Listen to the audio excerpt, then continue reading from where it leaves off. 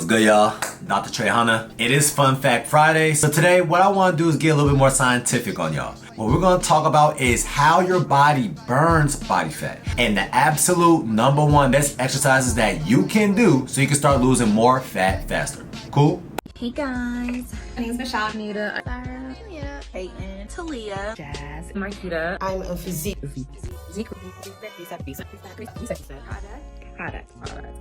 product. Period. You love to see. How does your body burn body fat? Believe it or not, it's actually way easier than you think. When you start to do any form of an exercise, right?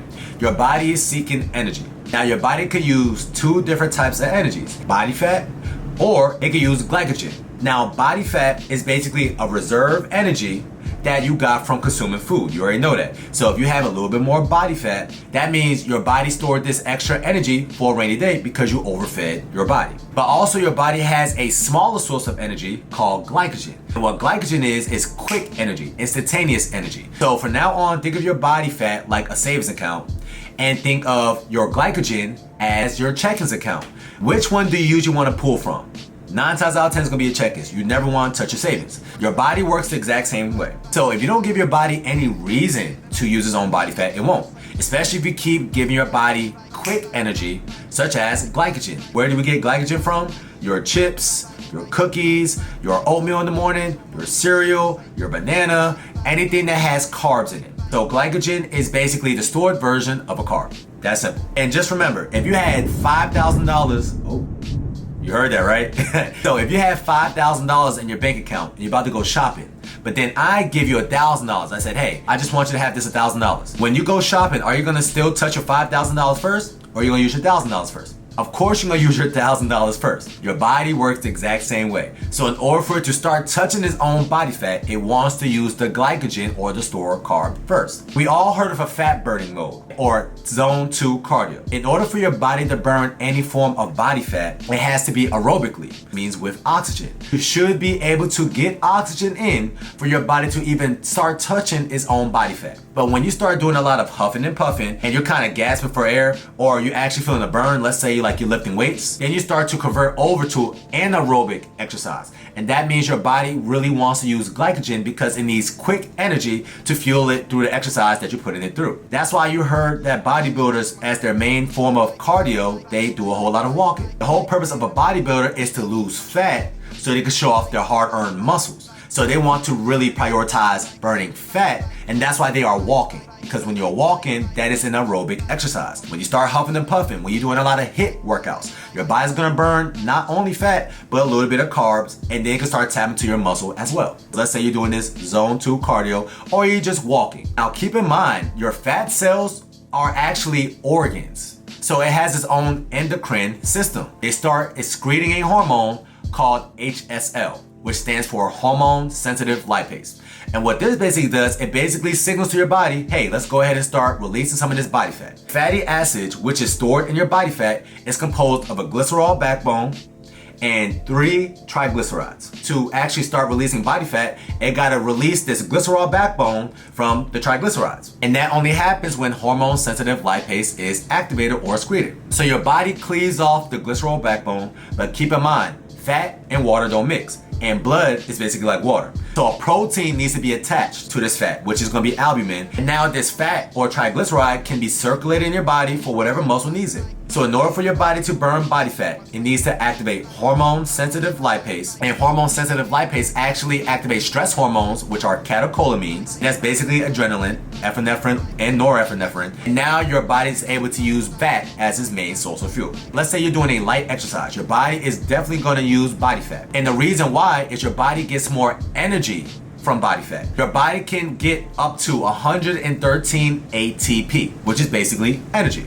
But when your body breaks up glycogen, which is the stored carbohydrate, it actually only gets 32 to 36 ATP. When your body is utilizing fat as its main source of fuel, it's getting upwards to 4 times more energy than glycogen. So you're probably thinking, okay, well, Trey, damn. So if that's the case, I should only do fat burning exercise and stay in this zone 2 cardio space, right? I'ma say no.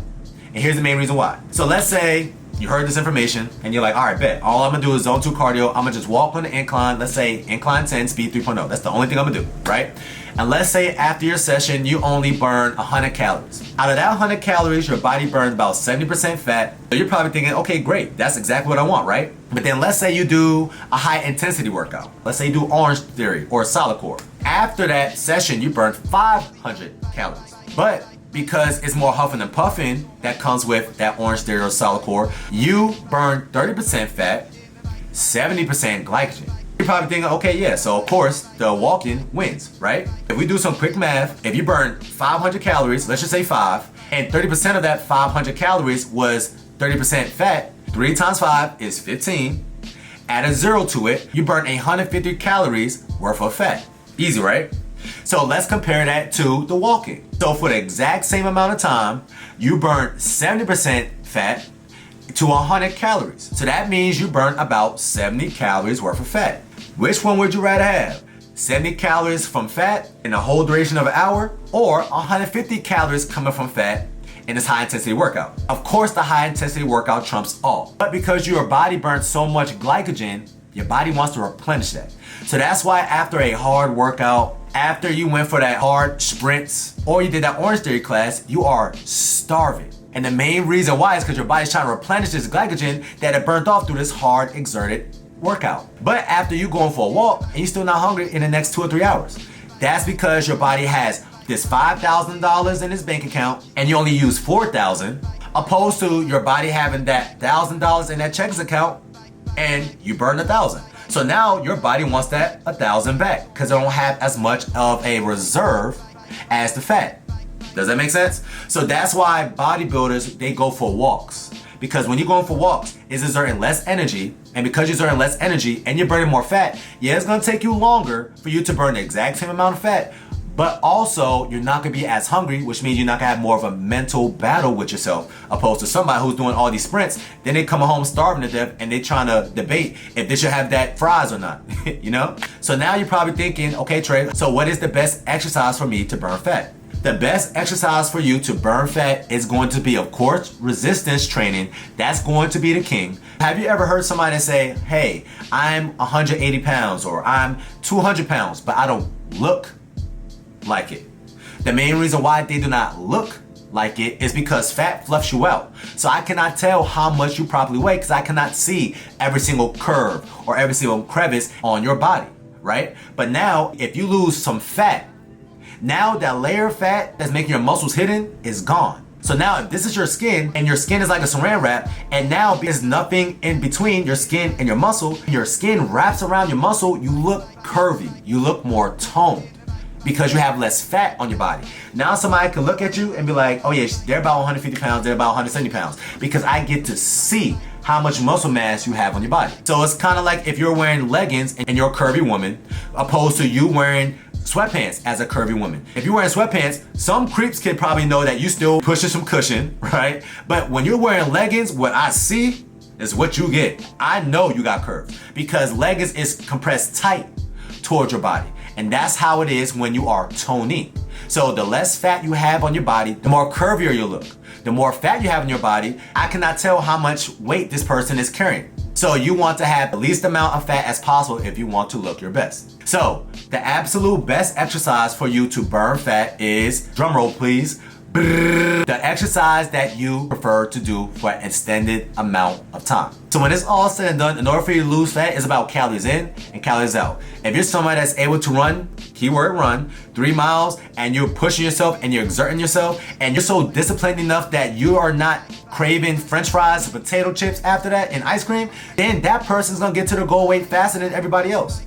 But a lot of people cannot deal with the mental anguish of them exerting themselves for an X amount of time and telling themselves, hey, I cannot have some potato chips, or I cannot have some ice cream, or you know what, I do got that meal prep in my refrigerator, let me just go eat that meal prep. A lot of people cannot do that. If you're somebody who knows that when you get hungry, 9 times out of 10 you cave, then you start going for walks. Do not go for runs. I personally know that if I get on a Stairmaster, I'm gonna get hungry later. But if I go for a walk for the exact same amount of time, and I'm walking on an incline 15, speed 3.0, I could cruise and I'm good for the rest of the day. Believe it or not, I just went for a walk 2 hours ago and I'm still good. that means that I should do this more times than the Stairmaster, even though the Stairmaster might give me more of a payoff in the short run.